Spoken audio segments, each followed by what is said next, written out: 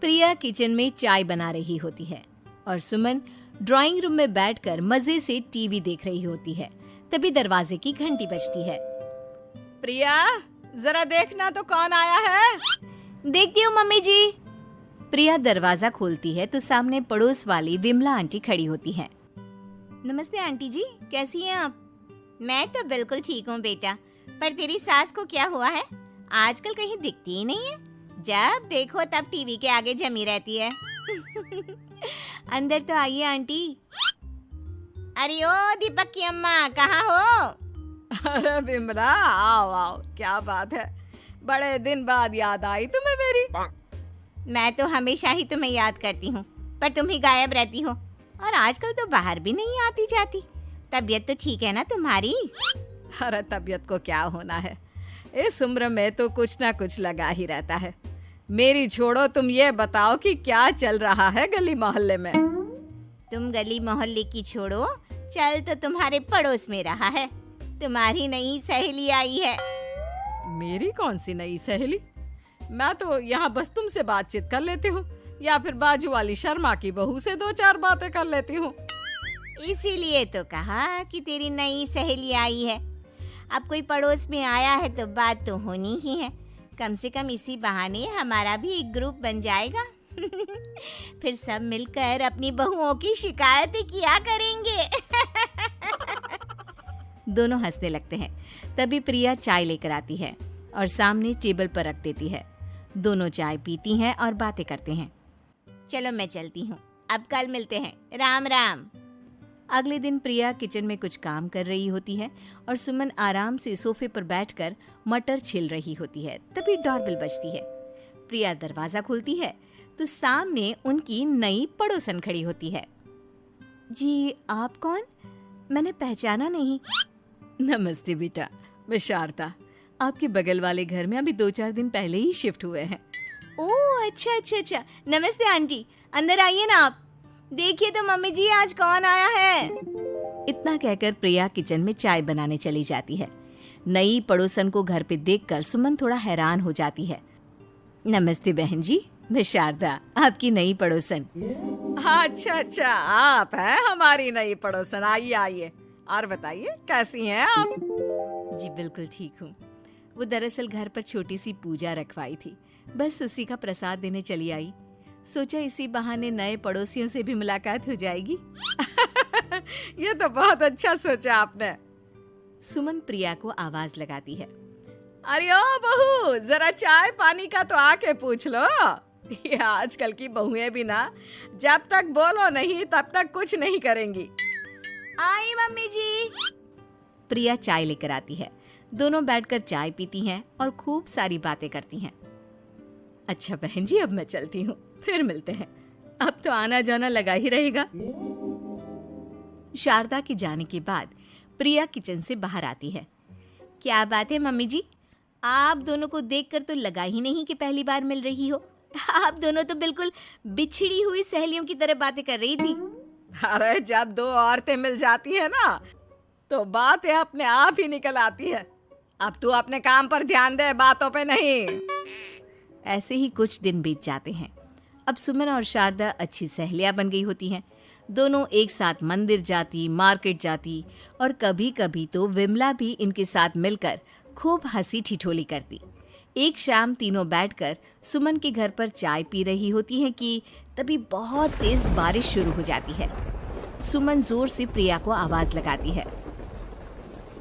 प्रिया, ओ प्रिया, देख कितनी तेज बारिश हो रही है। जाके छत से सारे कपड़े ले आ, नहीं तो सब भीग जाएंगे। सुमन 2 बार आवाज लगाती है लेकिन प्रिया का कोई जवाब नहीं आता। शायद प्रिया कुछ काम कर रही है, इसीलिए कुछ जवाब नहीं दे रही। अरे काहे का काम, आराम फरमा रही होगी महारानी। तभी प्रिया बीमार हालत में अपने कमरे से बाहर निकलती है। हाँ मम्मी जी, क्या हुआ? मेरी तबीयत थोड़ी ठीक नहीं है ना, इसलिए आग लग गई। अरे सारे कपड़े भीग गए और तुझे सोने से फुर्सत नहीं है। सबके सामने सुमन के मुंह से ऐसी बातें सुनकर प्रिया उदास हो जाती है और छत से कपड़े उतारने चली जाती है। सुमन, ये क्या बात हुई? प्रिया ने बताया ना कि उसकी तबीयत ठीक नहीं। इसलिए उसकी आंख लग गई। तुम भी ना खामखा उसे सबके सामने सुना दिया। अरे आप नहीं जानती शारदा जी, कुछ बहुएं ना बहुत आलसी होती है, घर का एक काम नहीं करना चाहती। ऐसा नहीं है सुमन, तुम्हारी बहू तो बहुत प्यारी है, तुम्हारी सारी बात भी तो मानती है। हाँ सुमन, तुम प्रिया के बारे में ऐसा क्यों सोचती हो? मेरी भी दो बहुएं हैं, लेकिन मैं उन्हें अपनी बेटियों की तरह रखती हूँ। आखिर वो भी तो किसी की बेटियां ही है ना। और अगर तुम ऐसा ही व्यवहार करोगी तो एक दिन प्रिया भी तुम्हारे साथ ऐसा ही बर्ताव करेगी। शारदा और विमला की बातें सुनकर सुमन की तो बोलती बंद हो जाती है। वहीं प्रिया भी बाहर से सारी बातें सुन रही होती है। अरे मैं कोई उसकी दुश्मन थोड़ी ना हूँ, मैं भी उसकी माँ हूँ, लेकिन कभी कभी सास बनना पड़ता है, नहीं तो बहुएं हाथ से निकल जाती है। देखो सुमन, ये सब सोच का फर्क है। अगर तुम ये सोचोगी तो कभी प्रिया को अपनी बेटी नहीं बना पाओगी। इतना कहकर शारदा और विमला वहां से चली जाती हैं और सुमन अकेले बैठकर उनकी बातें सोचने लगती है।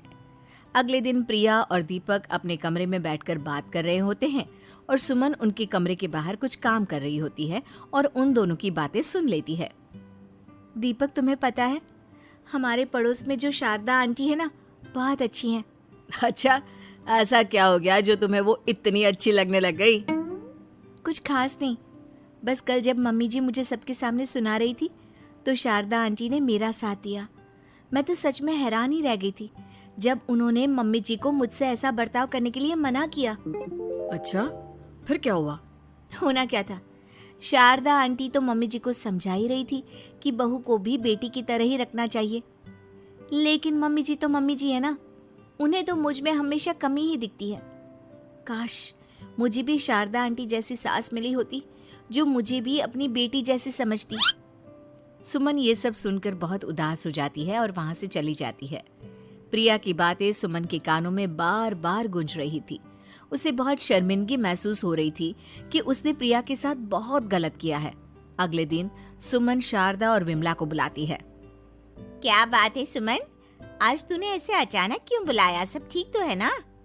हाँ हाँ, सब ठीक है, तुम दोनों बैठो तो सही। तब तक दीपक और उसके पापा भी आ जाते हैं।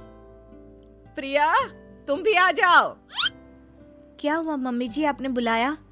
हाँ प्रिया बेटा, मैं आज सबके सामने तुमसे माफी मांगना चाहती हूँ। मैंने आज तक तुम्हारे साथ बहुत बुरा व्यवहार किया है, लेकिन तुमने कभी भी मेरे साथ बुरा बर्ताव नहीं किया। मुझे अपनी गलती का एहसास हो गया है, हो सके तो मुझे माफ कर देना। प्रिया अपनी सास की बातें सुनकर हैरान हो जाती है। उसकी आंखों में आंसू आ जाते हैं। प्लीज मम्मी जी, आप मुझसे माफी मत मांगिए, मैं भी आपकी बेटी ही हूँ। वैसे एक थैंक यू तो मेरी नई सहेली को भी बनता है, जिसकी वजह से मुझे मेरी गलती का एहसास हुआ। शारदा बहन, आपका बहुत बहुत शुक्रिया जो आपने मेरी आंखें खोल दी।